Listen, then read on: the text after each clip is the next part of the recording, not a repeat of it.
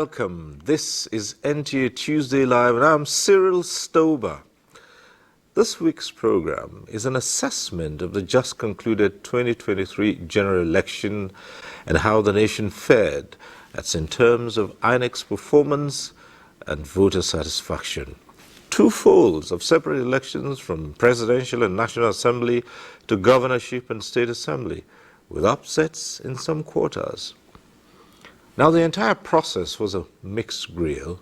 That's speaking of the conduct at the various levels.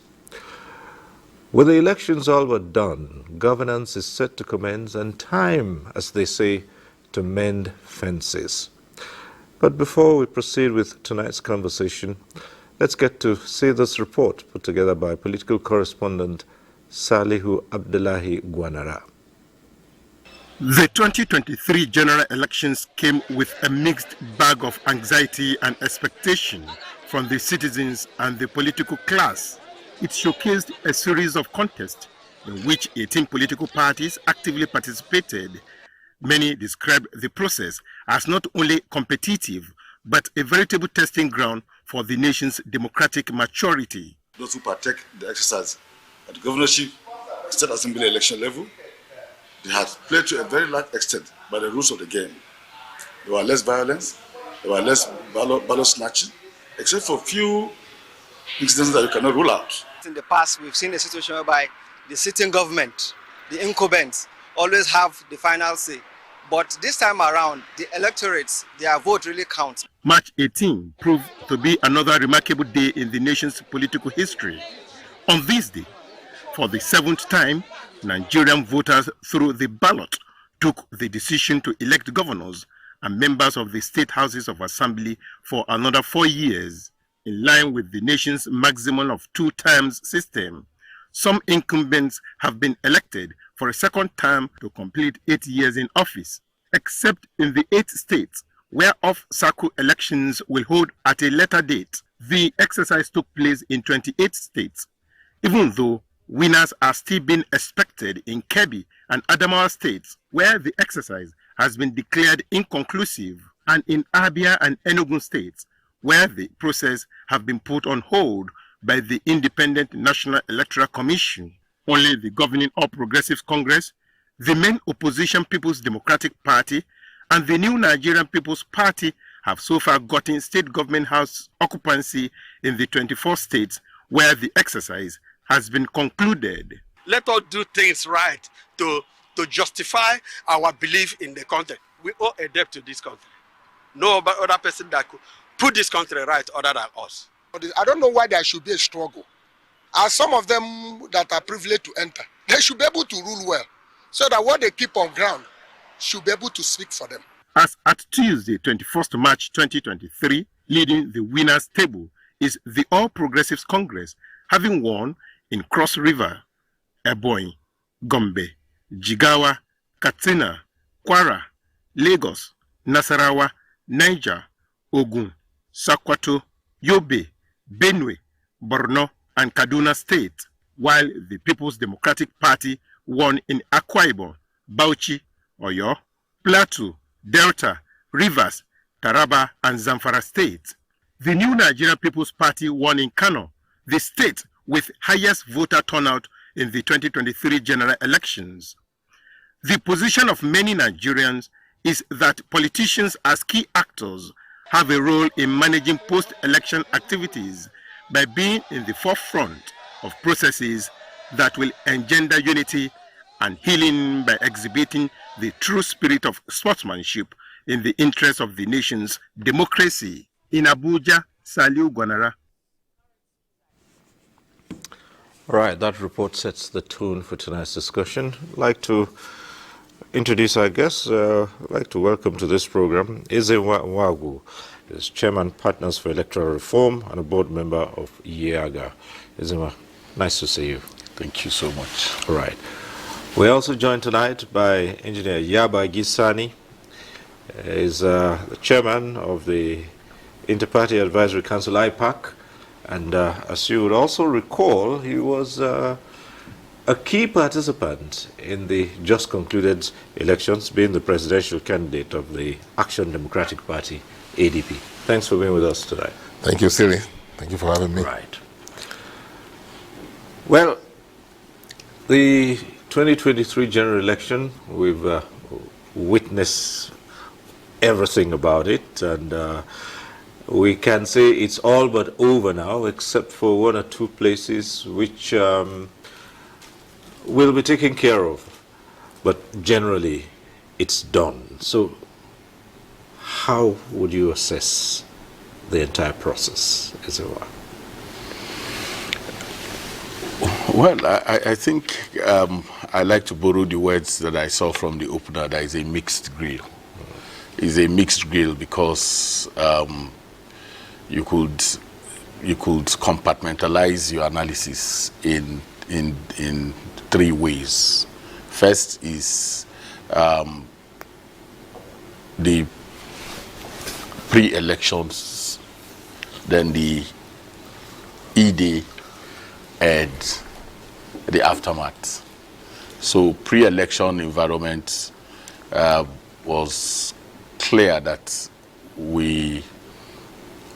our candidate selection process threw up some challenges, and perhaps that's the only way we can have choice. The choice must come from the candidate selection process. So the internal party processes within the political parties itself gave us the choices that we have, and those choices have come in the way that we have the four dominant, if you like, and then the other political parties who also in different places had some good showing in the different aspects of the election. But for me, is that the choices that we had were such that there are no new people. We had, especially for the dominant political parties, most of the players are people that we already know that we could then assess. So that's for the political parties. The electoral management body had ticked all the boxes: preparation, engaging political parties, engaging civil society, engaging media, bringing everybody up to scratch as to the preparation, especially around the voter registration issues, collection of PVC, and the routinous updates that we continue to have, and the promises from the electoral management body that it will create a enabling environment for the election to hold in a free, fair, credible manner. And then for the security agencies, we also had the Interagency Consultative Committee on Election Security, and especially the lead agency, which also raised expectations as to the fact that they were going to guarantee law and order and peaceful elections. And then the electorates themselves were primed to do what they should do, which is voting. So we will then begin to analyze the different players, but at the topmost of that pyramid is the electoral management body. In my view, I think it's in the presidential election of the 25th, it discharged its duties within the conditions, the environment that was presented to it, in a place where you had cashless conflict. I like to call it a conflict because at the point we didn't have money, there was no fuel. Anybody who didn't know that was going to pose challenges was probably not in tune with where we are. So the Naira redesign affected INEC vendor relationship in a way that we saw that logistics became a big challenge. Polls did not open in many places when it should, and the general crisis that we saw in terms of what that meant, where polls had to be extended in several places. But by our own report, both from Yaga Africa and many other civil society organizations, the infusion of technology, especially the beavers, performed creditably well. And so the glitch, now the new word, which is the glitch that we had in the transmission the result transmission process became the sore point that everybody has held on, that, the promise was that you are going to do this in real time. And that was not to be. Even though now most of those results are now in the IREF, but the whole idea of real-timeness of that is the challenge for INEC for the 25th. But for the governorship election, I think lessons were learned. Every other report, including ours, has been very, gratuitous for INEC in terms of saying that there was a remarkable improvement in both logistics and technology. And the sore points again is how much the returning officers and the electoral officials understood the process. In many places, it didn't appear they understood how to interpret the rules and regulations guiding. But all of this come together for INEC. I would think that they've done creditably well. For the political parties, they continue to be absent in conversations about reform. They are the ones who will trigger the ethnic, religious, incendiary comments that nearly, mad the process. They are the ones who will create violent environment, siege mentality. They are the ones who will resist technology. They are the ones who will get into voter suppression, colluding with unscrupulous INEC officials when they have the opportunity to do so. And they have also not learned to be able to engage in a way that shows that we are maturing politically. And that has to do with their own challenge internally as political parties. And I think that is something that we can explore much later. For the security agencies, it didn't look like they were on top of their game, in my view, because the spate of violence that we have seen in several places could have been avoided through adequate security provisioning, intelligence, and collaboration. But even in some places, we saw that soldiers and police are even in daggers drawn. So there was territorialism. So the whole idea of access did not manifest. It looked like it's a ritual. It didn't show in the coordination and the outcomes that we're expecting for security. For the voters, they have voted. And when you vote, it's like being part of a football team. When your team loses, you find all the things that have gone wrong with the process and hold it there. You want to kill the referee. You want to think that, and for those who won, they are out there celebrating. That for me is sums up where we are. All right, we'll look at all these various aspects in greater detail. But let's go to Yaba Gisani, the IPAC chairman, and get his thoughts on the entire process so far, generally. Well, thank you very much. First, I would like to congratulate Nigerians and really salute the courage, determination, and the commitment to moving this country forward by particularly the voters, because the exercise, of course, it has been concluded almost. And I think Nigerians went through a tortuous, process, but because it's nation building, they were able to put up with it and come out triumphant, in the sense that we still have Nigeria as one indivisible country. We have winners, as usually is the case, and we have losers. And of course, I salute also the commitment of the losers, in the sense that most, if not all of them, have resorted to what is in the process itself. I'm talking about the legal framework, for the process, which is to seek redress, in a civil manner, and that's what has been happening. So that's why, as IPAC chairman, I would like to convey, the appreciation of the political parties to Nigerians, because it's one thing to start a journey, it's another thing different, to complete that journey safely. And I think we have landed safely as far as this is concerned. And for that, I'm sure posterity will have a lot to say about these crops of Nigerians. So because the playing field was not ideal, when you look at the expectations that most people went into these elections, like my colleague here has said,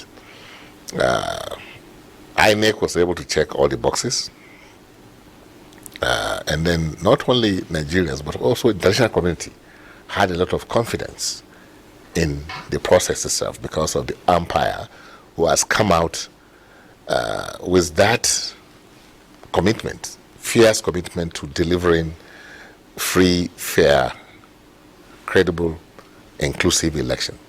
And everything was there for you to see. The involvement of the new technology, that's the innovations brought into the process, and the fact that as far as resources are concerned, they were not short of resources.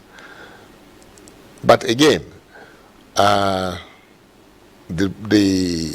election itself, talking about when the election itself was taking place, especially the first one, there were a lot of disappointments, and then again, that is part of everything that is done by human beings.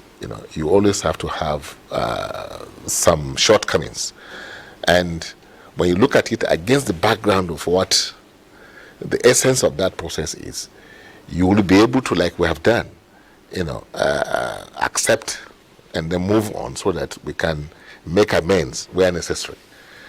And then there was an opportunity after the presidential election where a lot of disappointments came because of what happened. The gubernatorial election and state house assembly elections, that presented again another opportunity for INEC. And I think they tried, they tried really to prove that, yes, they are up to the task and they are ready to deliver to the people of this country a free, fair, credible election. That's why you find that not only the two dominant parties today, but we have NMPP that has also been able to secure one of the largest cities in the country, that is Kano. You have the governorship there, of course, other states, there are still issues, but like I said, those issues are not beyond the capacity of the system, because we have accepted, as Democrats, to go along that internationally acclaimed path of peace. And what is very important, and we didn't lose sight of, is how do we keep peace? How do we have peace in this country? Unfortunately, lives were lost, properties were destroyed, but those were, in some few cases that we have that situation. So all in all, we can say that as a nation, as a country, we have proved that we've come a long way, and that leadership position which God has given to us as a country, not only on the continent of Africa but globally, we rose to the occasion really, and I think that is one thing that we have achieved. Yes, we must have, criticisms, constructive criticisms, and that's why we would like people to come up with areas that they see us failing or we failed, so that we can make amends. Because what is important is to move on, And like I have always said, democracy is a journey. We have achieved some milestones. We move on, and don't forget, even the father of democracy, the one we are practicing here, which is the presidential system, which is America, United States. I remember the election between Al Gore and Bush, and they had, situation like this. That is in I think is it Florida or where? Where the Supreme Court had to come in, to decide on this in the interest of the United States of America, So it's not something that is unusual what we are going through now. And even the recent one, the Trump, the last election, still some issues are still coming up that are not what you can say is in tandem with a mature democracy, should be battling with now. So that tells you that what happened in Nigeria is not unusual. What is important is the capacity to really be able to move on in spite of whatever might have happened, and take advantage of it by ensuring that because that's how, in fact, you get incremental, improvement in a process like this, which is a social process. It's not mechanic. It's not something that's a mechanic. It's not a mechanistic system where you can just take this one and put it here. It's about human beings. It's about a process. It's about a system, and so I would like to appeal to Nigerians to continue to bear with the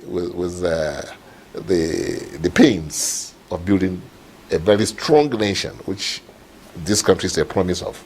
Because we have everything. We have resources, human capital, the size of the economy itself, and who we are. So recruitment of leadership is very important, and we have a process. We have completed this process.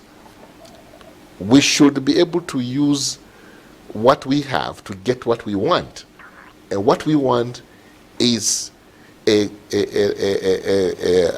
to say it, maybe a great leap forward in terms of our economic progress, and in terms of uniting the country, in terms of really showing that yes, we are a leader in terms of anything that you want to talk about, as far as governance is concerned, as far as people are is concerned. So our assessment is that so far so good.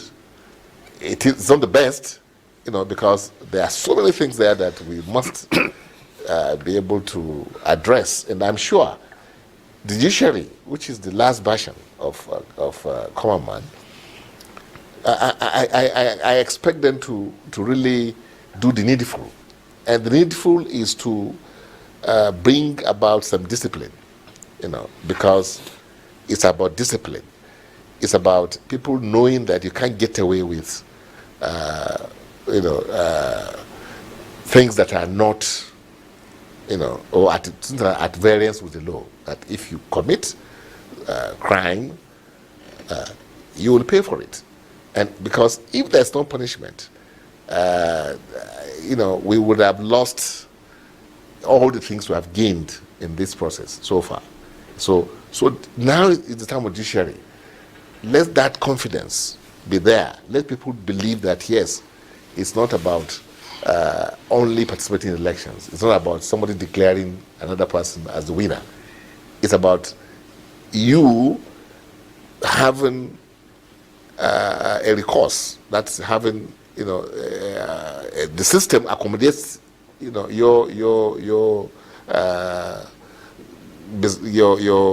position, even if it doesn't, align with what the in this case the INEC may have done. You still have a recourse. You can still go to the court, and the court will be there for you. So that is one thing that I think this system needs now, is judiciary to wake up rise to the occasion, and then where something has gone wrong, no matter whose ox is God, let the judiciary give us something that will strengthen, this democracy. All right, thank you so much. Ezewa, back to you. And you listed a number of aspects of the election. I'd like to start off, go straight to the voters. And this is because the key thing about the entire process was the encouragement of the voting public to come out and exercise their franchise freely on the condition that their votes will count. To a large extent, did the votes count? The votes counted. The votes counted because the votes that we have counted for different people in different ways. For a voter is not oftentimes immersed in understanding the process because he has an idea of who he wants or who she wants. He gravitates or she gravitates in that direction with passion and enthusiasm. And so outcomes can become very disappointing for people who invested that level of emotion.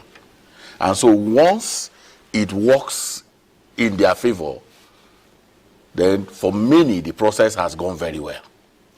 If it didn't go in their favor, then the process didn't go very well. So the investment of time should be in how did we vote? The people who should put the platforms for voting, did they do what they should do very well? Because if you are looking at that one, then you will begin to first need to distill what are the motivations for the voter. How is the voter responding to the outcomes eventually? Is the voter matured enough to understand that in spite of your expectations, that it can go the other way, and that it is about what the majority of the citizens who are also voters want? So, for me, therefore, in the presidential election, you had about 8,000 people voting for the winner of the election. You have another 14 million and 8 million. You have another 14 million voting in different ways. And together, the 14 million, the expectation of that 14 million did not overshoot that of the 8 million. So you have over 14 million people who are angry all over the place, who think that their expectations were not met. And like I keep saying, if you are walking on the streets, you are likely going to meet, if you meet 10 people, out of that 10 people, about 5 or 6 of them will be likely among that 14 million. Yes. So my sense, therefore, is that we are in a journey of democracy. And part of the learning is also understanding and managing expectation and loss. Because there is not a lot of investment in that area.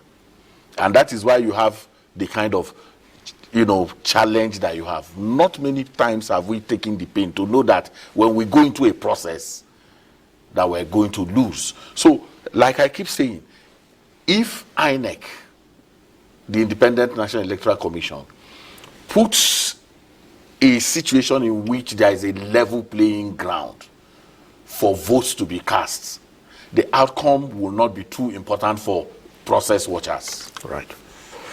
And what I mean by that is that, but for the IREV,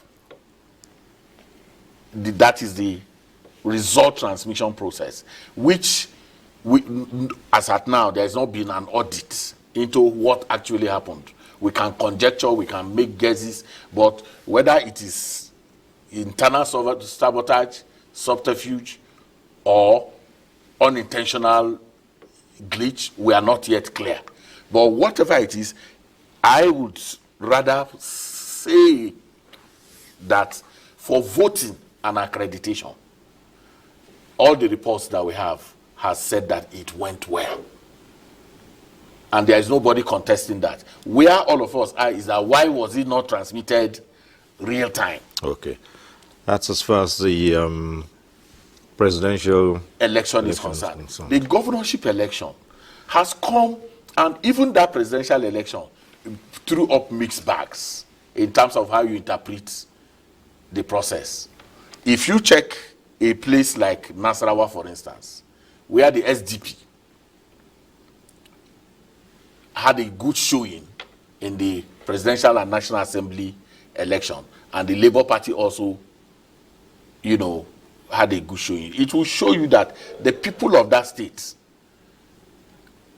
had a clear understanding of how they wanted to vote, and their votes counted.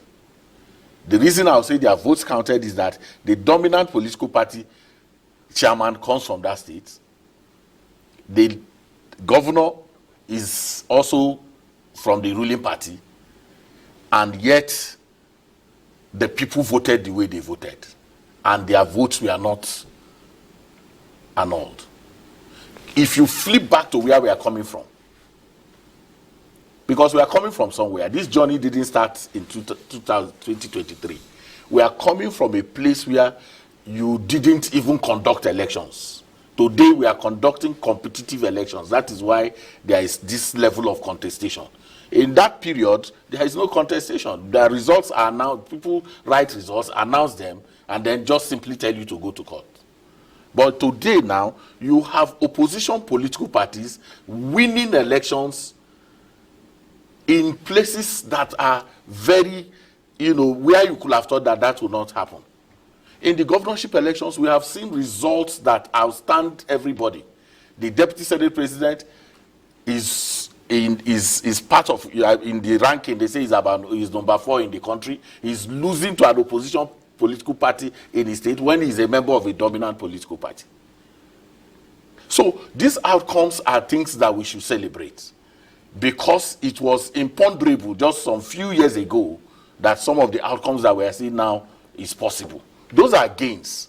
But like the chairman of IPAC said, every election is an opportunity to harvest new lessons for reforms, for things that needs to be worked upon. But where I have a challenge is to think that once the outcome does not favor, you know, then you are not going to take time in looking at whether that process itself has produced things that are of redeeming feature for the kind of reforms that we are looking forward to. So for me, I would say that the voters, their resilience, their doggedness, their commitment, their passion is commendable, as has been said. But when it comes to what then comes out, it depends on which side of the divide you are. Okay. And that is I suppose in the same vein, you could flip it the other side and say, even you talked about those whose expectations did not come to fruition. Yes. And then the idea is that there's a lot more concentration on the things that didn't go well than those things that could be celebrated. If you flip that over, yes, same thing for those who achieved the success which they expected, it would also seem that there's an attempt to discountenance, once it has been favorable, discountenance those things. No, that's why I'm saying that it is for us in shaping the narrative to put out a balance for people to see that you don't, because you won or because you lost, there has to be an interest in seeing what went well, irrespective of which side of the divide you are. You can be on the losing side, but you can agree that in spite of the fact that we lost, there are things that went well. For you also who has won, you must agree that in spite of the fact that you won, that there are things that didn't go well. And we have had examples of that. We had example in President Yaradua. who had won an election and came out to say, hey, the process that brought me to power was flawed and that we need to do something about that. So it's not that there are no examples. He won the election, but he said, look, we need to get into reforms, and we had the justice ways. But having said that, it is also very important to understand that the win-lose thing needs to be managed. And I tell you, I read a statement by a senator-elect who won in this SDP that I'm talking about, and when we were all condemning the election, he said everything went well. That he thanks the people of Nigeria, he thanks INEC, he thanks that. So you can't push him away. If he had lost, then there would have, and there was a conversation. The electoral process does not end until there are judicial interventions. Exactly. It's also very important to know that the judiciary is also part of. That is why you have election tribunals. That is why you can go to court. But in spite of that, we must also not start the same narrative, because you want to go to court and you're already saying that the judiciary is corrupt. But you want to go to that, you are already laying a template that if it doesn't come your way, if the decision of the judiciary does not come your way, you are already saying you must come from a mindset where you even believe that the process itself is not rigged against you, even if that is what you are thinking. All right. Well, as we all know, it happens all the time. People go to court, they get a favorable decision, and they hail the judiciary that it's the last hope of the common man. They lose, and they say the whole judiciary needs to be overhauled, and but it happens. But let's go to the other aspect of it, and that's the segment that Isn't talked about, that they are not there when it comes to reforms, and that's the segment that you belong to, Sani Yabagi, the politicians and the political parties. Yeah. What is your assessment? Now, this is asking you to take a hard look. As you are Chairman IPAC, certainly you've seen a lot of things. Yes. Well, again, you cannot completely remove the political class from the entire population and our own ways of doing things. Unfortunately, the issue of corruption, the issue of ethnicity, the issue of all those dichotomies, religion, regionalism, and the biggest one, the biggest elephant, is the power of incumbency. And the fact that when you look at the system itself, this has to do with the constitutional reforms. You are talking about reforms. We must find a way by which we will not have all the agencies of the government that we look up to for free, fair, credible elections to be appointed by one individual who is also an interested party. So you can go from the judiciary to the INEC chairman, to the police, to the military, and to everybody you want to talk about. So we must take a look at how we appoint these people. When you look at the INEC itself, it's so bad that even the REC, I'm talking about the man at the state level, is appointed by Mr. President. So you find that everybody is at beck and call of one individual who often than not is also interested in the process. So when you now come to the politicians, political parties, okay, how do we operate outside this institutionalized environment? It's either you are in the ruling party, or if you are in the opposition, you have a war chest, a lot of money you can throw around. If you want us to talk about the realities, those are the realities of the situation today in this country as far as democracy is concerned. So this is why I said we need to move on, because it will not continue to be like this. It will not, in spite of all the things that we are not happy with that are happening. And we seem to be helpless, because of the constitutional reforms that have come out, except for the Electoral Act 2022, even the Electoral Offences Commission bill that was before the National Assembly, up to now, is still there. It hasn't come out. Perhaps it may have addressed or reduced, some of the infractions we are talking about today, which is use of money and other infractions that normally militate against what you can call a free, fair, credible election in this country. So for political parties, believe me, we are operating under a very, very, very difficult, situation. From the government of the day to our own dichotomies, that is beliefs that we have, these new symbols that we are bringing, I call them new symbols because if you call Action Democratic Parties new, it's not like, the Yoruba Cultural Organization or the Ohana is a cultural organization or the Nupe Foundation, which are our own, cultural organization, that others have cultural organizations and things like that. These are new symbols, the parties are new. So, and people do not find it, safe to completely divorce or separate from themselves from those traditional, organizations which they belong to. So this is why when you now come out as APC or PDP or whatever, it's just there. That's why people say, oh, you don't have ideology, you don't have this, you don't have that.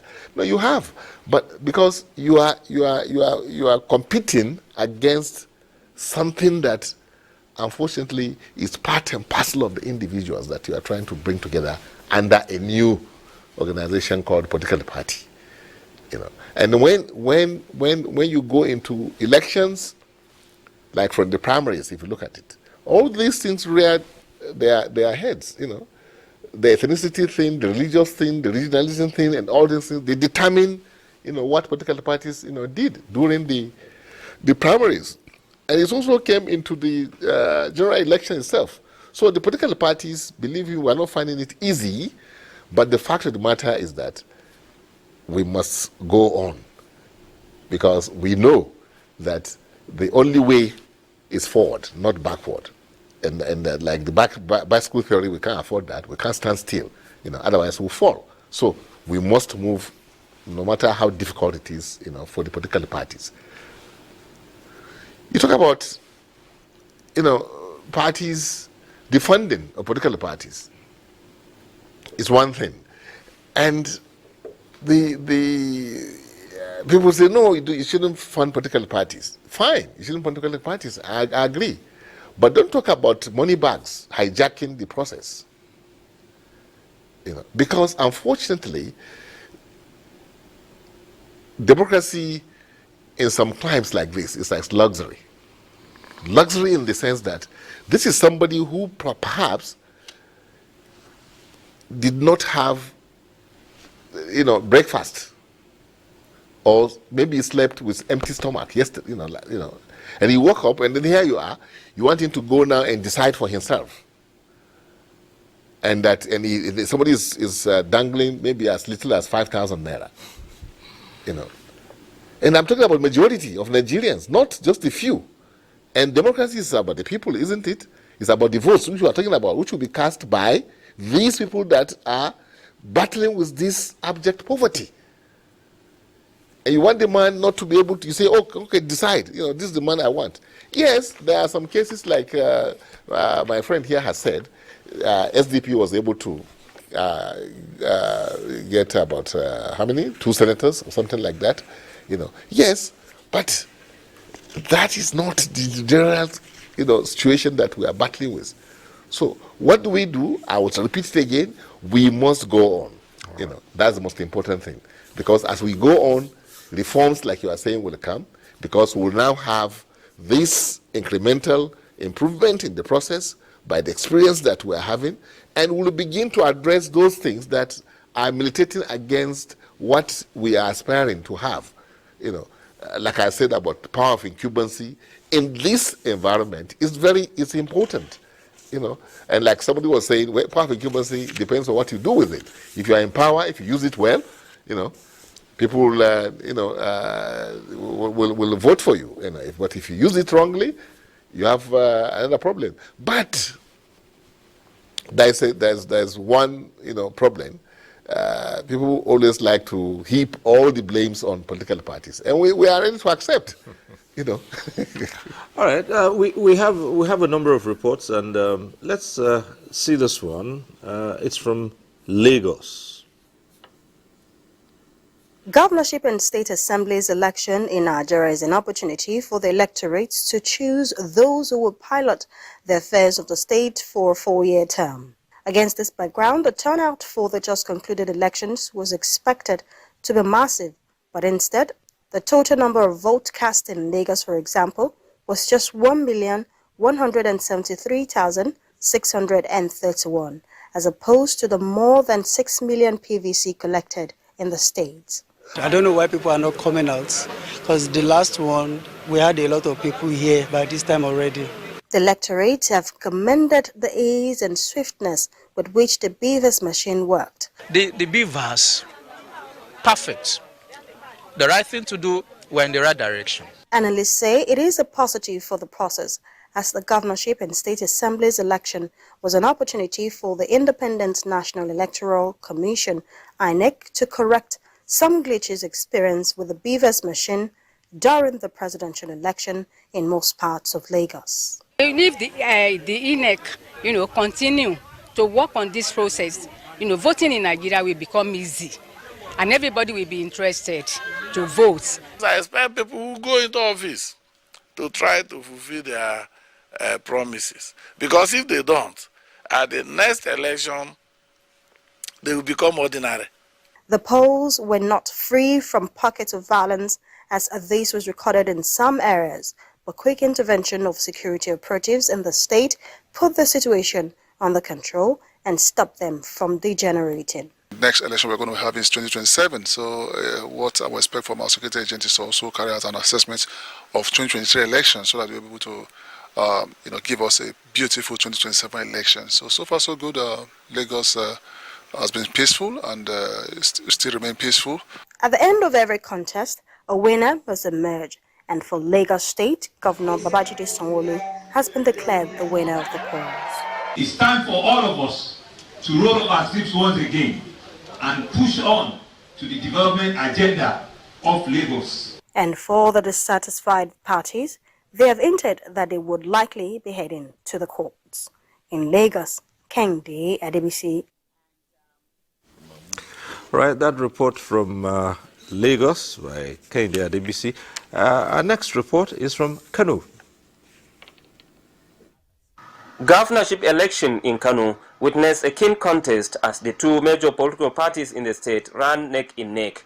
This was in view of the fact that the state happens to be a stronghold to the ruling APC and the base of the new Nigeria People's Party, which enjoys the sympathy of the Red Cap movement known as Konkosia, led by the presidential candidate of the party in this presidential election, Senator Rabi Musa Kwankwaso. It has always been the case that competition in Kano for gubernatorial election is very fierce, and the election was greeted with serious apprehension, looking at the accusations and counter-accusations from contending political parties.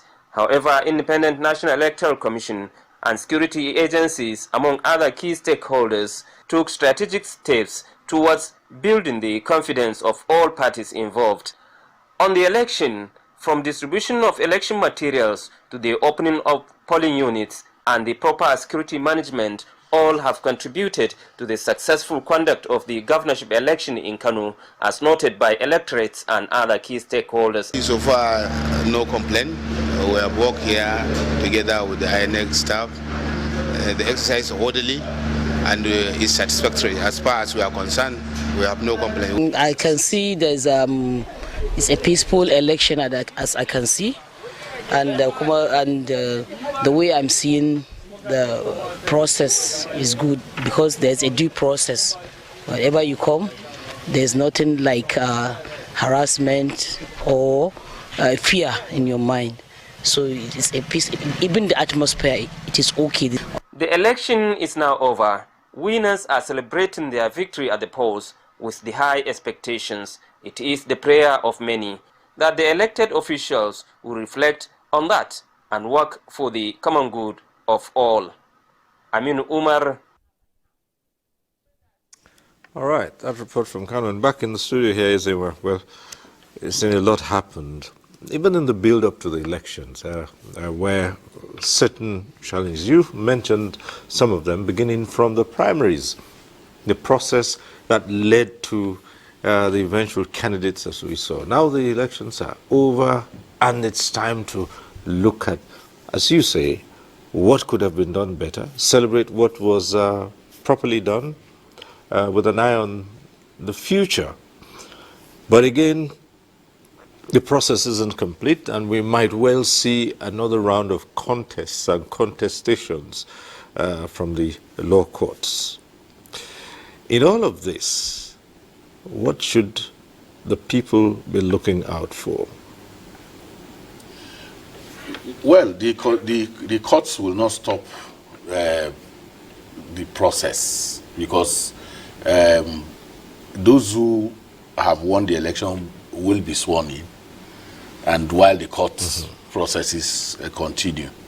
So he talked about, the chairman talked about power of incumbency, and that also is a huge challenge because if people have been sworn in and immediately they are sworn in, they have assumed a different status. They are no longer, and that itself creates an imbalance, yes, in terms of because they are now. Yeah, so those are some of the things that we will have to look out for. But more importantly is whatever it is, election is not an end. It's a means to an end. So the fixation on election needs to ease off after elections to now where we are discussing what our expectations from those, whether they are going to a march through the court or through the elections. What does Nigeria want at this time? What are the issues that confront the majority of Nigerians? I think that is where we are moving to. We can learn all the lessons. Those lessons are not for this election anymore. They are for future elections. But in between now and the future elections, we have to be alive. We have to live. We have to govern. We have to prepare ourselves. And in doing that, we can take one or two things that can help us to drive that. For the political parties, our expectations for them are not so much as a people. Whether you are positioned, if you are position party, you lead by personal example. If you are the one in government, there are expectations that we have of you, that we want to see what you're going to be doing with education, with health, with transportation, with social security and insecurity. How will you be addressing those issues? Those are some of the things. If you are opposition political party, the idea is to be opposition. And it's a very simple thing to, in some sense, be a shadow government in terms of holding government accountable, the position government accountable. That has been our source in many clear terms, have been our source to media, civil society. We raised issues, if you remember, when the appointment of resident electoral commissioners were being filled, 19 new resident electoral commissioners. And we came out and said some of these appointees have partisan backgrounds, they are inexperienced, they are this and that. We went to the National Assembly, articulated those issues. Who are those in the National Assembly? The politicians. The political parties themselves absented themselves from that conversation completely. They pretended they didn't know we were talking about the fact that if you get this right, there was in the National Assembly, the only reason why they passed those people was that we didn't come by way of affidavit. They were not questioning the authenticity or veracity of the claims that we are making. They say, oh, you didn't come with affidavit. Now, most of that is showing in the states. In the states that we had touchlighted, INEC is taking very drastic measures in most of those states. The Sokoto, Abia. Sokoto is one of those states that we flashed. That this person is like this and like that. So it doesn't cost anything. When we insulate ourselves from, pushing for the things that eventually will come to haunt us. When it starts haunting us, some people can fold their hands and say, but you know. We brought out an EMRI, Election Manipulation Risk Index. First iteration, second iteration, third iteration, a scanning tool for both political parties, and say, look, the possibility of manipulating election, there are 6 indicators that we brought out. Those 6 indicators are in the public space. The political parties, expectedly, especially the opposition political parties, should then come to you and say, these things you have raised, what can we do with them? How can we partner? How can we work together? That's not happening. Now, look at situation rooms. Every political party comes with, we have our situation room. If Yaga, civil society situation room, CDD, we bring the media to our situation, we bring the media to come and see what we are doing. Not one political party will invite you to say, we are tabulating results. Because you can also do parallel vote tabulation. And you can put that out in a way that citizens can connect to it. You come to the National Collation Center empty-handed. Your agents have signed in the polling units. Whether they were manipulated to sign or they were paid to sign, your agents have already compromised you in the polling unit. Then you come to the National Collation Center and put your hand like this and say you've been manipulated. And then people are excited. They are looking at you. Because you have not done your own due diligence, except in 1 or 2 cases where you see that. So the work of building the political party will inspire citizen confidence also that there is an opposition that can deal with those for funding of political parties. The chairman knows where we are coming from.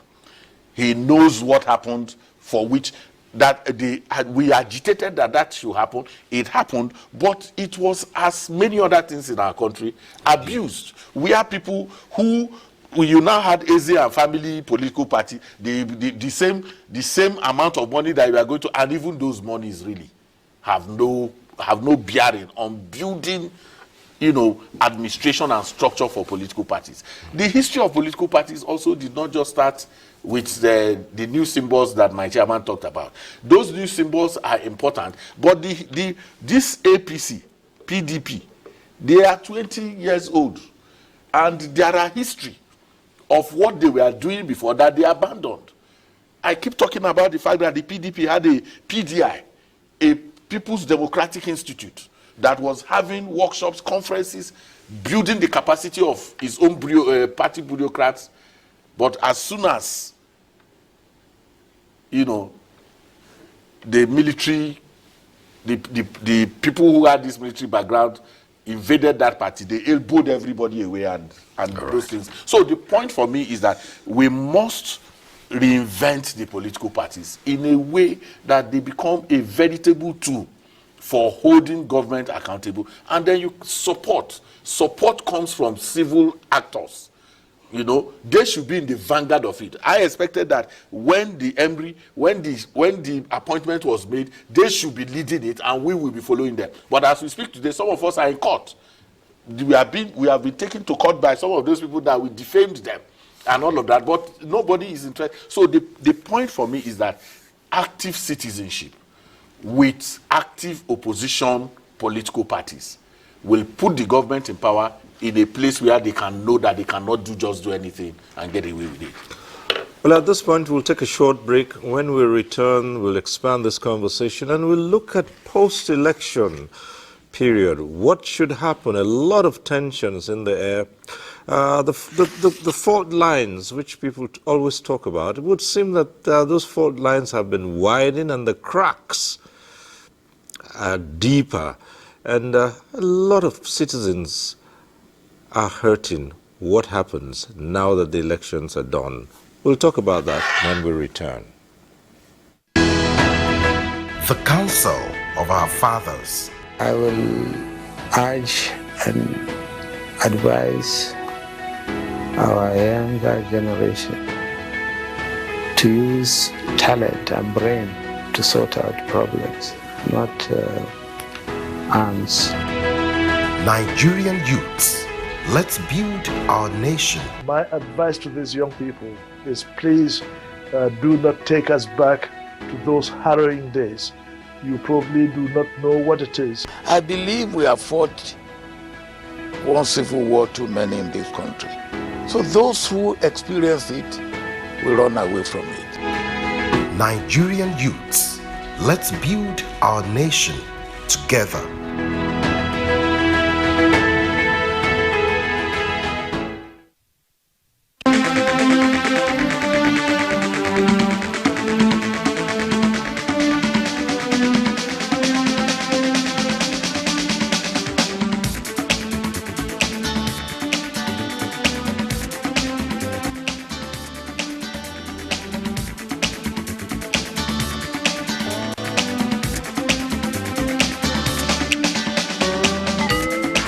NTA Tuesday Live, a network issue-oriented innovation talk show. Thanks for staying with us. We start up this segment now with another of our reports. This one is from Port Harcourt. The 2023 electoral process was full of intrigues, ranging from mode of campaign by political parties, their stand on who to support, to high expectations of the electorates as a result of the introduction of bimodal voter accreditation system, BVAS.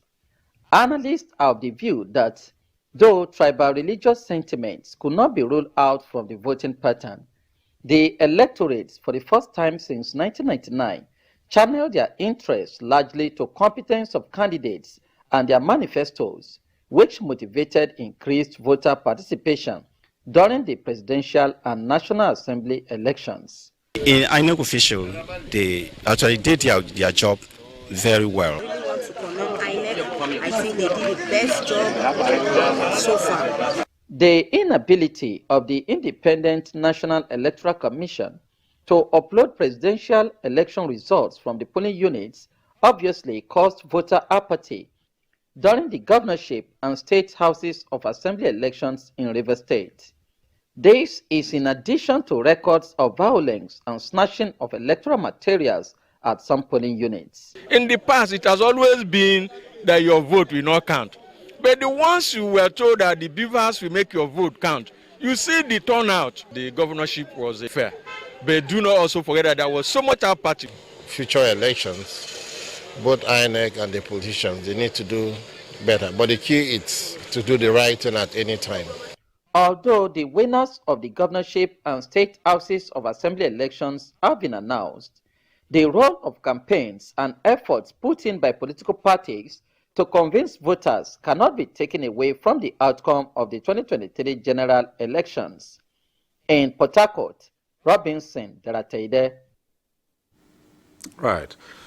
Robinson Derateide from Port Harcourt. Well, back here in the studio, the IPAC chairman, a lot of issues were thrown up in these elections, and it seemed to get worse towards the governorship elections. The issues of ethnic, religious, and such, backgrounds played up to the extent that at some point, some Nigerians felt they were either not part of the places they were in, and this coupled with disenfranchisement of so many others. Now the elections are over. How do you begin now to get back a people who just a short while ago remained as one people, and on the matter of elections suddenly became divided? Well, I believe the spirit of sportsmanship will come in, and people will definitely eschew bitterness and look at the big picture, which is to focus on how do we really build this country to become greater than what it is today. I say that because we don't have an option as far as where you live, who your friends are, who you're associated with, is concerned. It's not so easy to make new friends or make new associates. So, human nature, you will adapt. But even at that, the opinion leaders, the political leaders, the elders have a lot to do in terms of speaking in a way that will deepen, that brotherhood, and for us to know that this is something that it's a stage, in building democracy, and that is the election. Election comes and go, but governance is something that I believe can also do a lot in assuaging these ill feelings that was built up as a result of the bad things that happened during the elections. Like the president-elect has said, he's going to form a government of inclusivity. And I believe that is to say that everybody will have a sense of belonging in the government. Of course, I'm not saying that merit should be sacrificed, no. But I know that if you look into every sector of the society, or different segments of society, you will find competent people that can represent, that interest, because, like it or not, Nigeria is a collection of nations. Like we have talked about, all these dichotomies, the sentiments. The only way you can, reduce, that is, attenuate the divisive, effects of those things, is when government, or now the president, take it as a matter of duty to build and have people to have sense of belonging, that yes, it's about us, it's not about them, it's not about APC, it's not about the Yoruba people, it's not about the Southwest, it's not about the South, it's about Nigeria as a whole, that regardless of who you are, if you're a Nigerian, you should have that sense of belonging. So I believe once that is done, we'll have started addressing the issue of all these, problems that have cropped up as a result of what people did or what they didn't do. That's the only way. I can't see any other way by which we can solve the post-election issues that have come up. It's up to the government.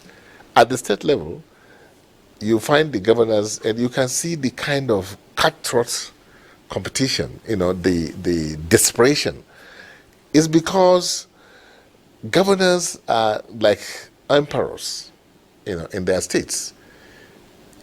Except now, I think you must give kudos to the nice National Assembly and also Mr. President for signing into law, those bills that I understand, like the one on judiciary, making it independent, and the one on the local government, for them to now become virtually independent, and issue of things that have now been taken to concurrent list, like railways, electricity, and things like that. That will go to also challenge, the governors who hitherto were hiding under the excuse of saying, no, it's government, it's federal government, it's not. Now it's your responsibility. So I believe, and there will be that checks and balances that you need, in the act of governance, which up to this moment is like completely absent. Everybody was in the pocket of the government, of the governor, the House, the State House Assembly, the judiciary, the clerics, the traditional rulers, everybody. The man is just an emperor. That's why, in fact, it's even better for you to to become a governor than to become a president, because there you do whatever you like. So, but now, with these amendments into the Constitution, the signing of these things, I think is also another thing that will help in quickly solving some of these problems that you saying that how do we solve them? Well, at this time, we'll open the phone lines, and you can get to join in the conversation in the studio. The numbers to call will be on your screens, and if you're calling in tonight and your call gets through to the studio, do us a favor, turn down the volume of your TV set. That's the way to avoid the echo or the hurl back. And we also encourage you to go straight to the point and ask you not to bother so much about greetings. Just a mere hello would do. So the numbers will be on your screen. You can take advantage of those and call in and be part of this conversation. Well, it's amazing, isn't it, that Nigerians will celebrate Nigerian citizens who are elected into positions in other lands, in Europe and America, and we celebrate them, and we're so happy that, Nigerians are making inroads in the political space of other nations. Yet, back home, we quickly remind people where they're from once it comes to elections and things like this. And we tend to tell people to go back to their homes, their ancestral homes, and that they're not part of it. Does that make sense? It couldn't. It can't make sense. It will not make sense, and it shouldn't make sense. And it's not just in politics. One of the big challenge I have for public commentary in Nigeria is the tendency to always think that a phenomenon has just been invented. You cannot be Vice Chancellor of University of Nigeria and Nsukka today if you are not Igbo. That's the current situation. You can't be VC of University of Ilorin. It's even been narrowed to the point that if you are not even from the Emirates, it's getting to that point. You can't be VC of Obafemi Awolowo University. They are not even ready to tolerate Osun if you are not Ife. That's how funny. The people who do that in those places are the same people who want a different thing somewhere else. If you are a civil servant in Abia State and you are from Imo State, we have had a situation in which they say, go back to your, Igbo. In Anambra election in 2021, in 2017, there were no Muslims in Anambra State. Okay. Right? Predominantly it was the Christians. They dug down to Catholic, if you are not a Catholic. We are always inventing exclusionary things, and then we come out somewhere else and begin to pretend that we in our places. Okay, let's take this call quickly and then we'll return to that. Our first caller tonight is James calling in from Delta. Hello, James. If you're there, go right ahead. Yeah, good evening, sir. Good evening. Yeah, I'm very happy about the program. You see, what I want to contribute into the issue is that Nigerians, youth of nowadays, they are not like the olden days that they will talk something in the television or in the news, radio or newspaper, they will believe. Many of them are seeing those things. Truly, if our elders and our leaders, they are deceiving us for years, they should have it in the back of their mind that we that they are deceiving for years, we have now grown up to the state that we still understand that they are still deceiving us. Let the truth be told that with the situation of this country today, as we are suffering, things are hard, things are so difficult in the present government now, then they will still let people say that this government regime now is favourable to everybody, both poor, that the poor people will be happy to still continue with the present government, of which is no. So I never see anything that is good, that is a change thing that will make them to see that they have won this election. As APC, they won the election. The Labour lose the election. PDP lose the election. You see what? The good thing that they are doing is what we after. We don't care about other things they are doing over there. But what we need is a good leader. They should know that we need a good thing. Everybody needs a good something. They should remember that in the office they are in position, those office, they are to serve us. They are to do a good thing that will give us joy. That's what I want to contribute into. All right. Thank you very much, James. Thank you. Yeah, thank you. Yeah. James from Delta. Yes, yes, it was. We go back and find out and find a way to exclude others. We always invent these reasons. No, it's always there.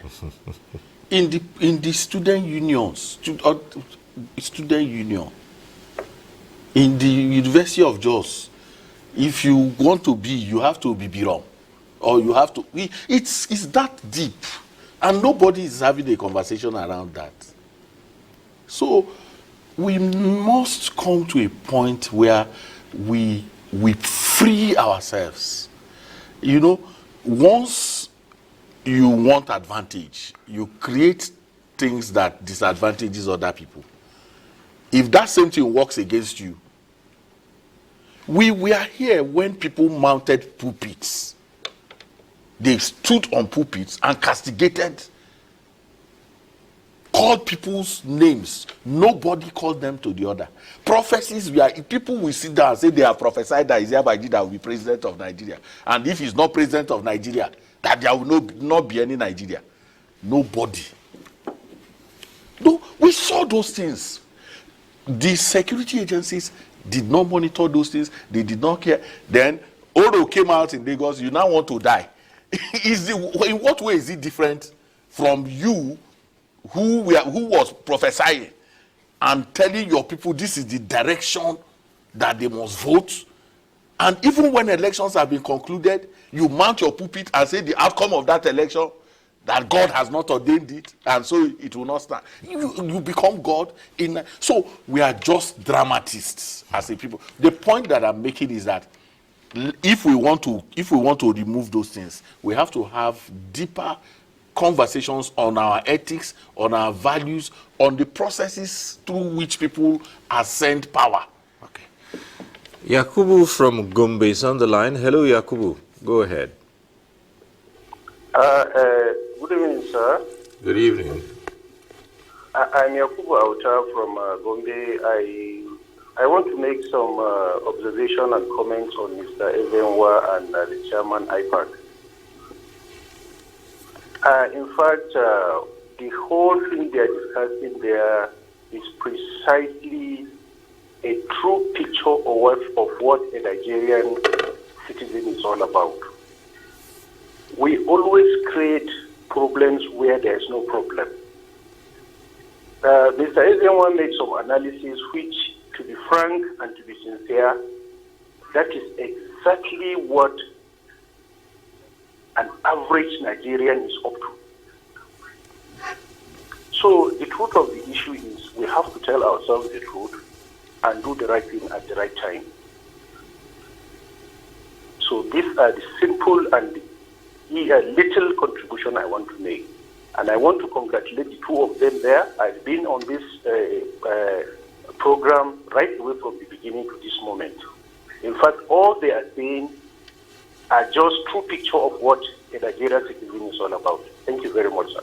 Well, thank you so much, Yakubu from Gombe. Thank you. Well, Chairman IPAC, must this continue? Now the elections are over, and we're beginning to see that some have even said that we have worsened the situation and thrown up these divisions. And how are we going to now begin to mend fences once again? Yeah, still, you know, human nature, time heals. And I believe that by the time the swearing in is taking place, people are, you know, reaching out to each other. You know, human mind, once you can make some the person to understand that it's not, you haven't lost completely, you know. It's about all of us. So I'm sure those things will take place. And when it takes place, it will douse the tension to an extent. But like Chief Ezewa has said, you know, we must not allow the lessons we have learned, you know, just to disappear like that. You know, in the sense that, yes, the process brought by INEC, that is the innovations that were brought in, technological advancement, the legal framework that we have, those, nobody has any issues with those things. But the operators, so part of the lessons is that I'm sure INEC by now must have reports on some of their staff that were found wanting. You know, and if they deal with them in the proper way to serve as deterrent to the rest, it will go a long way to make the process to be more successful than what it is today. Because it's about, like I said, our environment. Our environment today is so corrupt. If you go into the government, even private sector, even houses, private houses, and simply because government did not deal with the issue of corruption the way that, especially Nigerians, expected this particular government to deal with the issue of corruption, and that has given this belief that, well, nothing will happen, you know, just let's go ahead. So if INEC could show example of their staff, because yes, there are cases, you know, and I'm sure it will help in making the process going forward to be what will give us, you know, what we are aspiring to have, which is an ideal kind of situation, you know, or something near ideal, even if it's going to be an ideal situation. So going forward, all of us have a role to play. That is ensuring that we political parties, you know, by Thursday, you know, we're going to have a meeting. Definitely, all the political parties, we're going to have a meeting.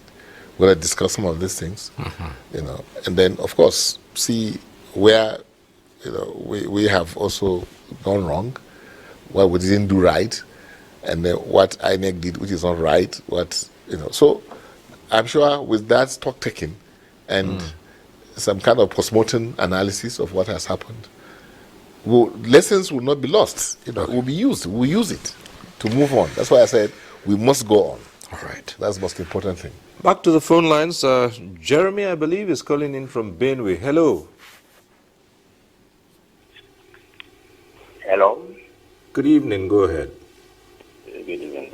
I want to contribute from what my elders are saying in this program. You see, the problem we are having in this country is nothing but religions and ethnic problems, like what the Shaman IPAC is saying. Yeah, even if you have won, that is quite understood. You carry everybody along to quench the anger that is in everybody's mind. But I still want you to understand that no matter whatever I have done, the pain or whatever I have put somebody's mind is in that mind already. There's nothing you can do to remove it in total from that person's mind. Another thing is this, that, the problem we're having in this country is started from the elders. Elders in this country bring that criticism or that religious sentiment. Because many a times we tell our people, we only come to television or newspaper and speak to be one. But in their mind, inside the room, they are telling people another thing. That is the only problem we are having. Because if they are telling me in the television, I can't believe you. What you are saying in the paper, I cannot believe it. But when you go inside, you will say another thing from that. It's so, we pretend so much. And that's not how it should be. So God, even if we as individuals don't know hold the elders accountable, God himself will hold them accountable because of the religious sentiment and what they are bringing, especially tribalism, is so much in our country. Whatever thing they are saying, there's no amount of things anybody will say in television that is acceptable by millions of Nigerians, because they only say it insidely. They say another thing, and it is what they say inside is what you see why is explaining in what is explaining. If you go to Lagos State, if you go to Igbo, if you go to Northern, and they are not their tribe or their religion, you are automatically not going anywhere. So it's what the elders have initiated, what they have put on ground, is what is spoiling the country. So I think the elders have a lot of work to do now. Whatever you say public, when you go inside, you say this. Because you cannot say something public, you go inside, you say another thing. So peace will not reign. And the unity will not be there. So my earnest prayer to the president-elect that, just like what the chairman of IPAC said, it should carry everybody along. Forget about this one, vote me or didn't vote me. When you carry everybody along and make everybody to belong, that you are for everybody, without saying, I'm for everybody, I'm not for everybody. So when you do it, you will surely quench some anger in people's mind. God bless you. Thank you very much. Well, as I recall many conversations we've had with you, you always insist that things go wrong because people are not held accountable. People don't do their jobs and they don't get punished for not doing their jobs. Now, I want us to reflect on how this played out during the elections, the just concluded elections, where in some cases it was clear, it was evident that rules had been broken and law enforcement agents were witnesses to this and nothing happened. Well, first, let's start with INEC. I think that INEC has shown forthrightness more than any other stakeholder in the election environment in terms of sanctions. For his own staff, it had suspended 2 resident electoral commissioners right in the mix of this whole thing. It didn't wait for post-election audit. It took a step and said, look, excuse us. You can't be part of this. And those people are fighting back. Because it's a shocker that a public institution will do that. You know, that's what you are seeing in Abia. That's what you are seeing in Sokoto. So that's important. Number two is the power of review that all of us brought into the Electoral Act. As we speak now, Ado Dogua was the House of Rep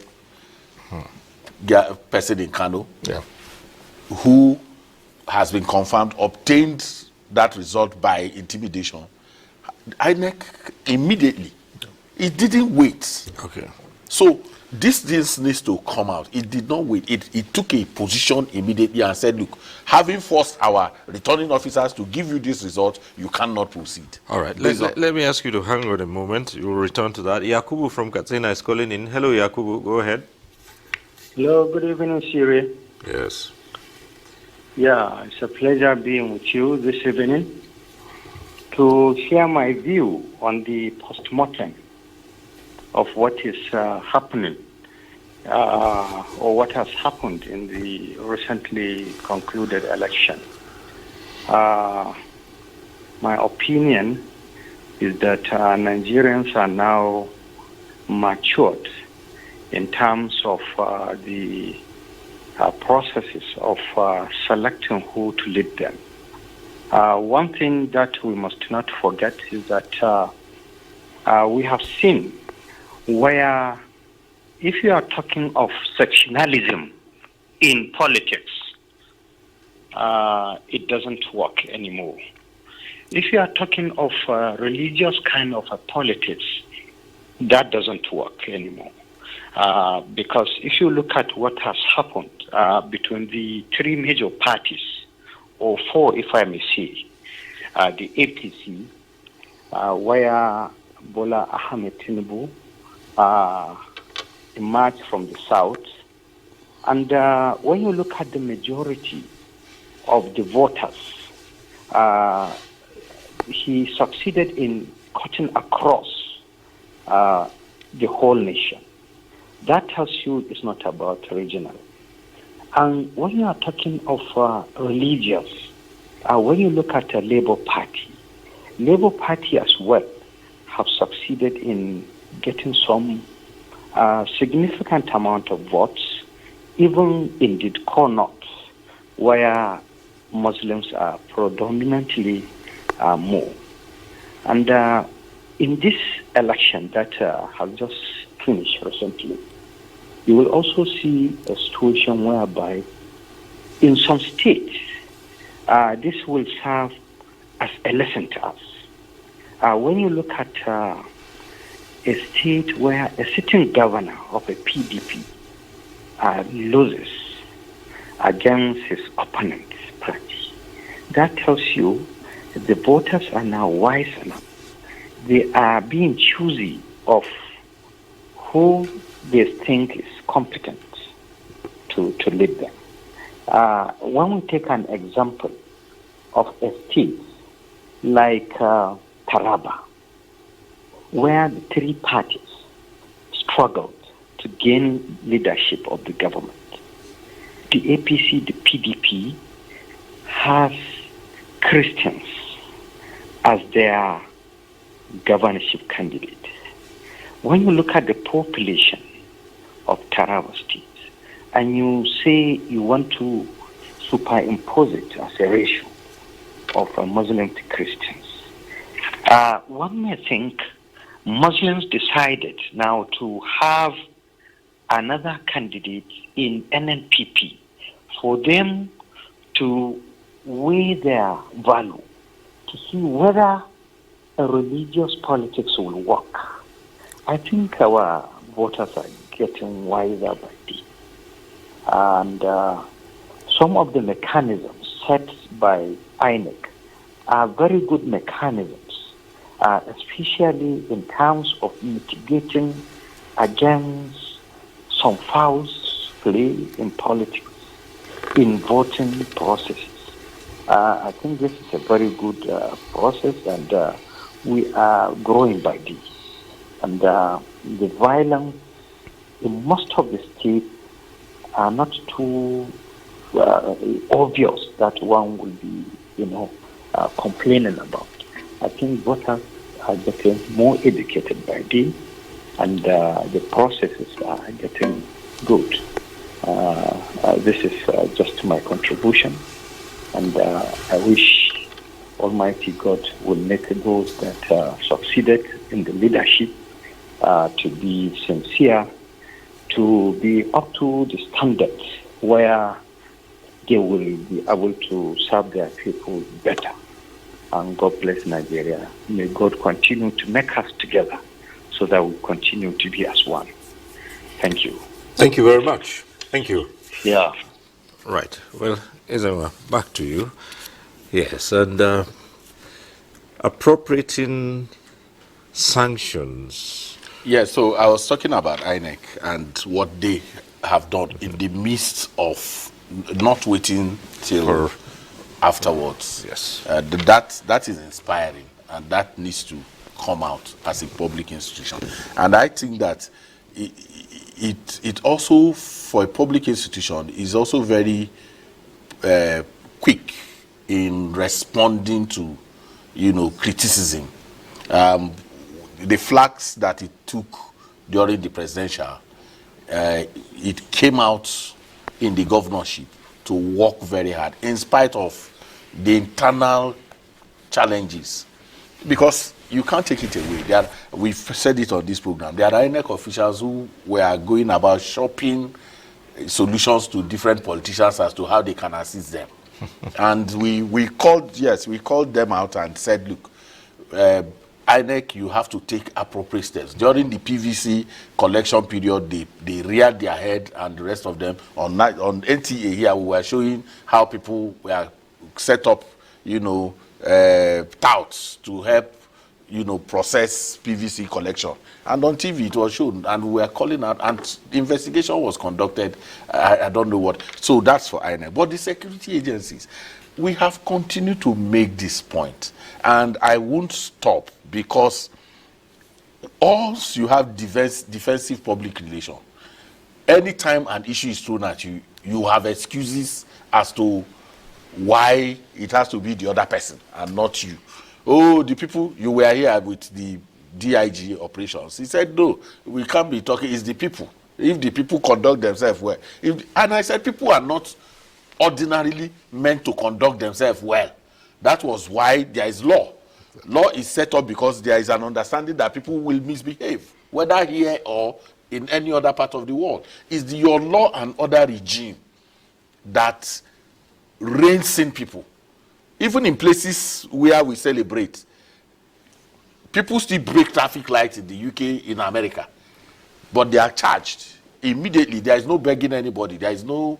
So here, what we have heard is there is no. You can't pin anything on service delivery outcome and value for money, for the security.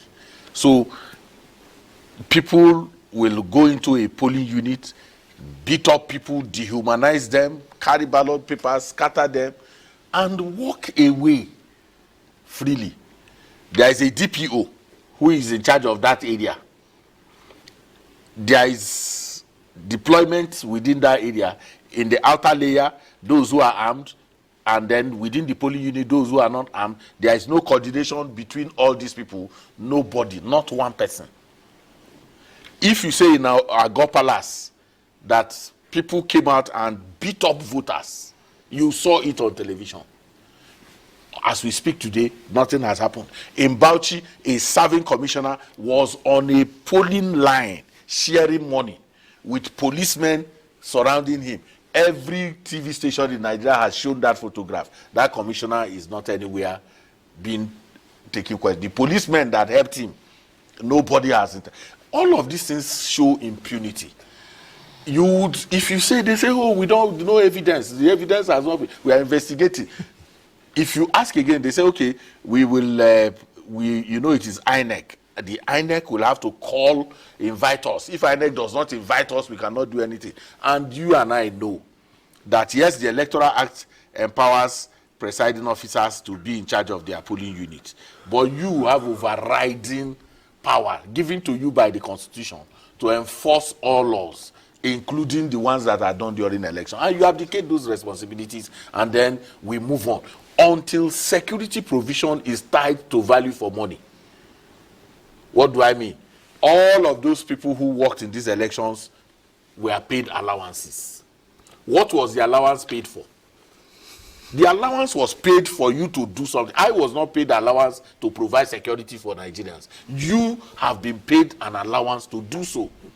If you didn't do so, then there has to be consequences. And everybody continues, oh, okay, we did our best, and all of that. Your best in this situation is not good enough, because we have had, in this election alone, the governorship, we had over 200 critical incidences. In the presidential, we had over 131 critical incidences. So those critical incidences are a reflection of the kind of security provisioning that we had in this election. Even if one person died, it diminishes all of us. We cannot say, oh, you know, the number is very, the number of people who have been brutal, pockets of violence. If you see the way they describe it, they say, yes, there was pockets of violence. It has meant human life. People have died. According to the observer reports, over 21 people have been killed in the course of this election. And it is through violence, suppression, intimidation that the law enforcement agents are supposed to deal with. And nobody is going to, no inquisition, nothing, no panel will be set up. If we go on like that, we are not going to get anywhere. And that's the point that we have kept on making in this program. That I hear people now use it, that I keep saying consequence management. There has to be consequence. You have to talk about sanctions. When people do the wrong thing, what are you going to do about that? If you don't do anything, there is no deterrent. People will not be afraid. It comes to the mindset issue that both of us have always discussed. The mindset of our people in the during election. The problem I always have is that the way Nigeria has been structured is that the people who complain now were themselves people who perpetrated the things they are complaining when they were in office. So there is a textbook of how to behave when you are in power, and textbook of how not to behave when you are out of power. Both of them, it should be that when you are in power, you behave in a way that creates that situation that we are talking about. But what do we have? Because the PDP ran this country for 16 years. And there is a history. Don't anybody who is pretending that it doesn't exist. They ran this country for 16 years. What were the structures that they put in place that have that people can unlearn? Today now, no matter what you say, this president gave us an electoral framework with which we are now interrogating election. We didn't have it. We didn't have any. So the Electoral Act 2022 is the basis on which we are talking about margin of lead. You are now discussing whether it was kept, whether it was observed, whether it was not observed. All of those things is from your electoral framework. And it was initiated, whether you agree or not, he signed it. Today, this same president has created a competitive election.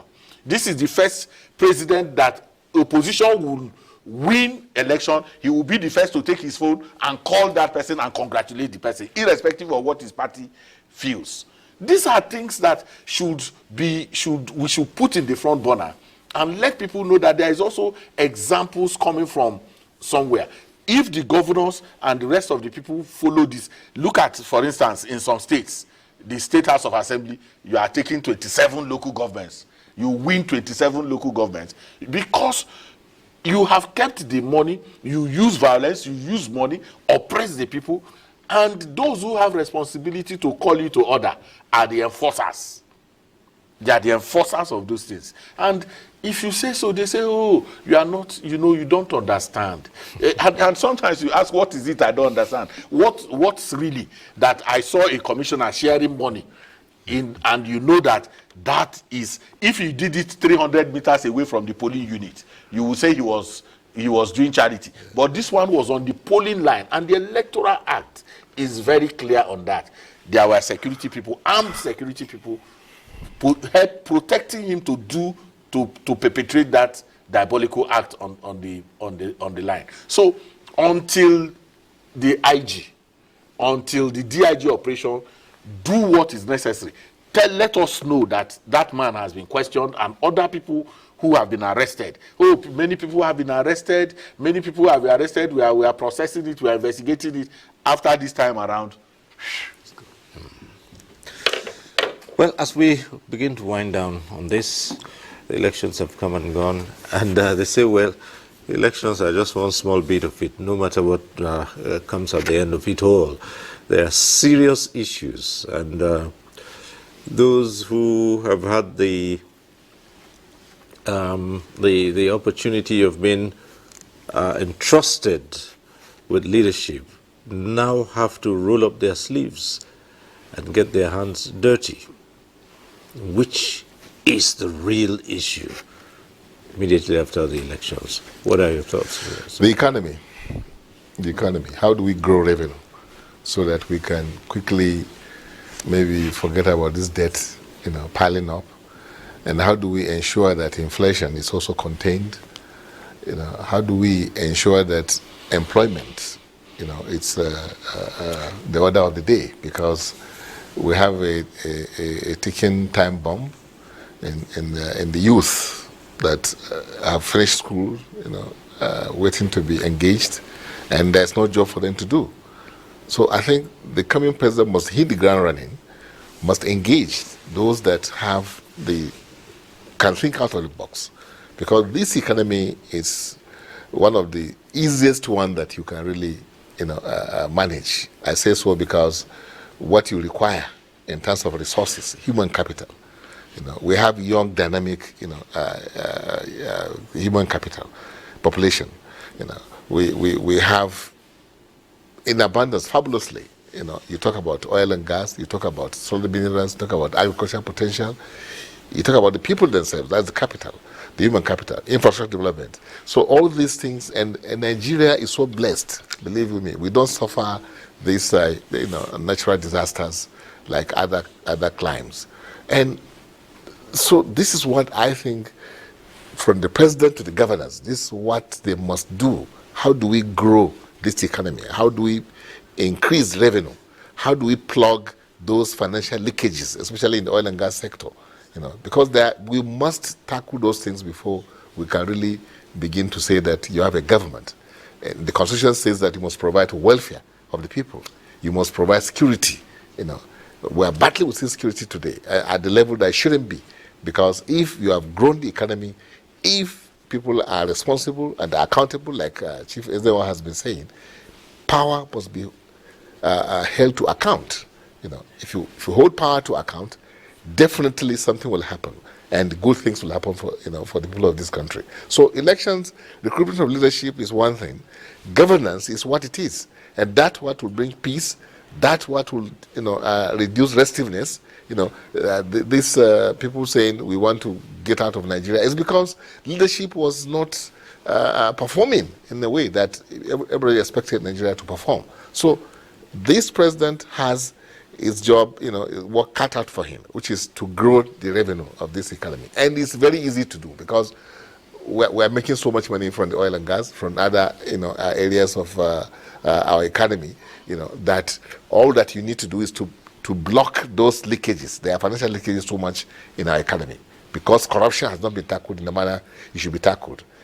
We don't have a situation where we are not organized in the way we're supposed to be organized, especially where it matters.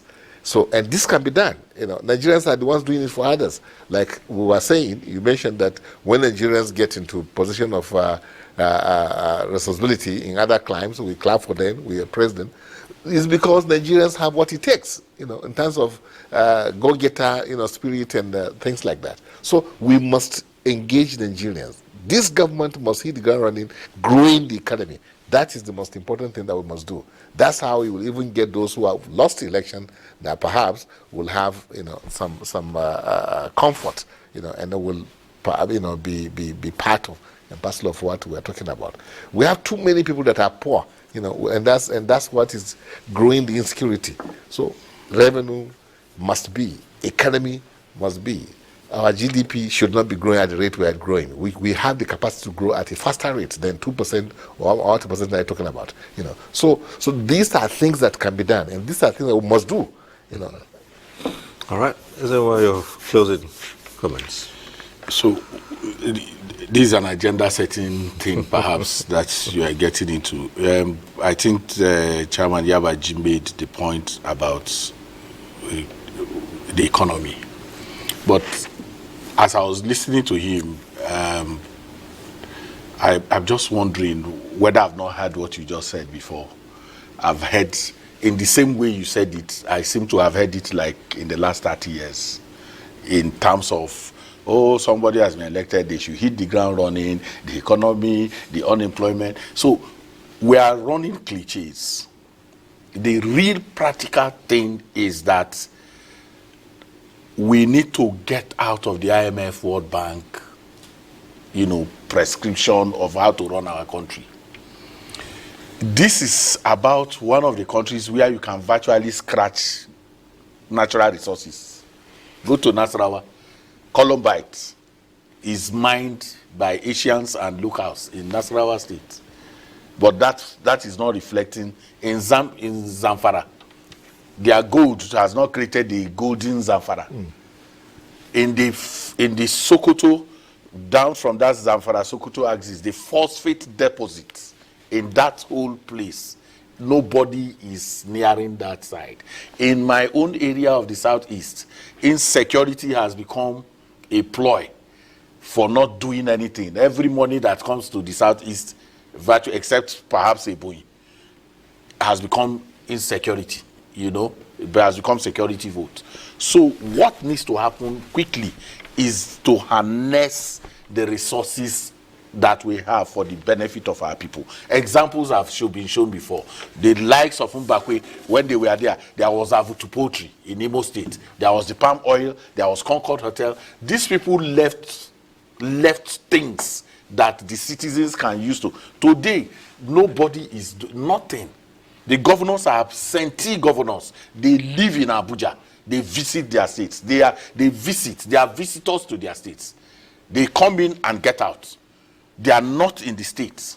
And when they even finish governing, they don't live there. They come back to the place where they are. So we need to harness resource that is available in our country for the good of our people.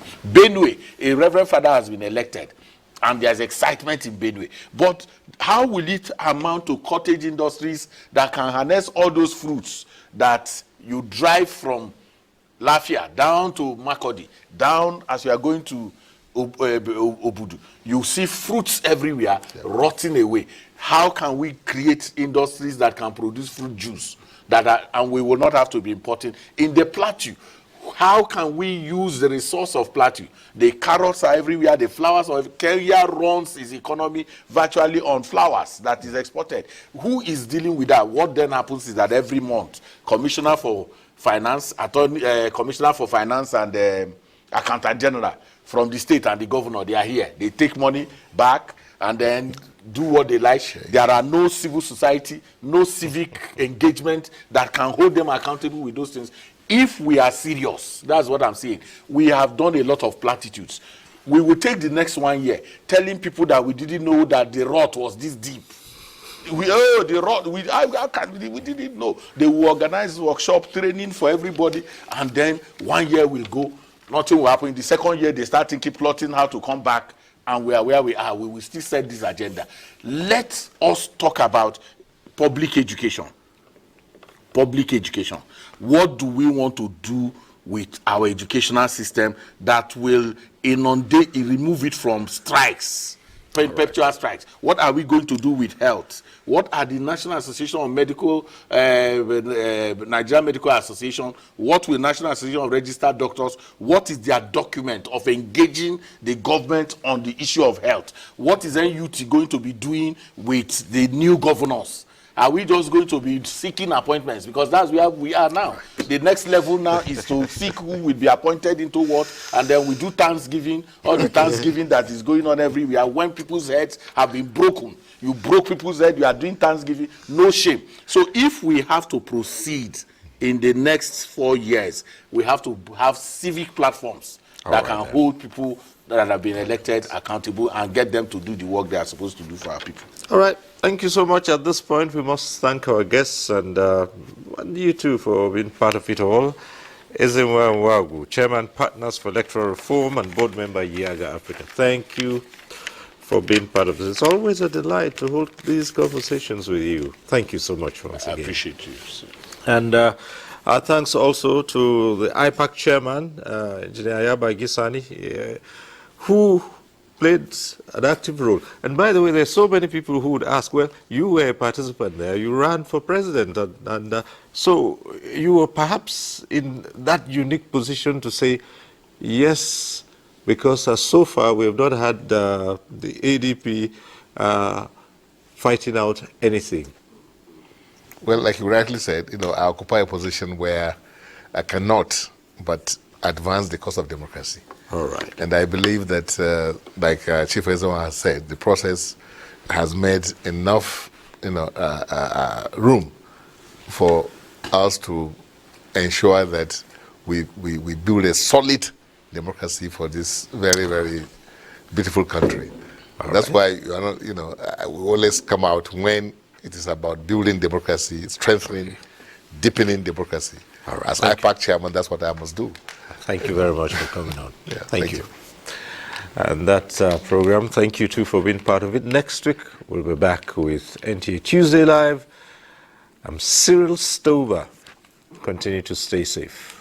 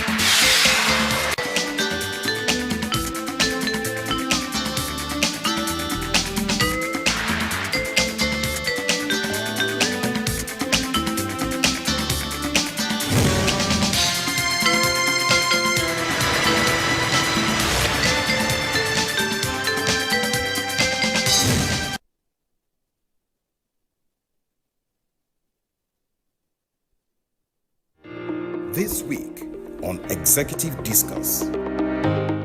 You're taking on surgeries. Yes, every surgery comes with a measure of risk. Absolutely. But you're taking on transplants and surgeries that are high risk. Absolutely. Very, very high risk. And which, even for me, I didn't think were possible in Nigeria. How have you been able to achieve this? What it was able to get together people of like minds and people with the necessary experience. Every single person, from the cleaner to the top surgeon, were all Nigerians. And I think that is a great testimony. For the kidney transplants we've continued here, and we've done almost 100, over the 3 years or so that we've been here. Yeah.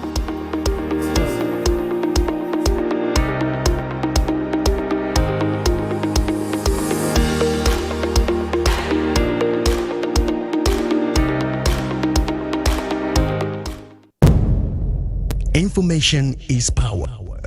Everyone wants power.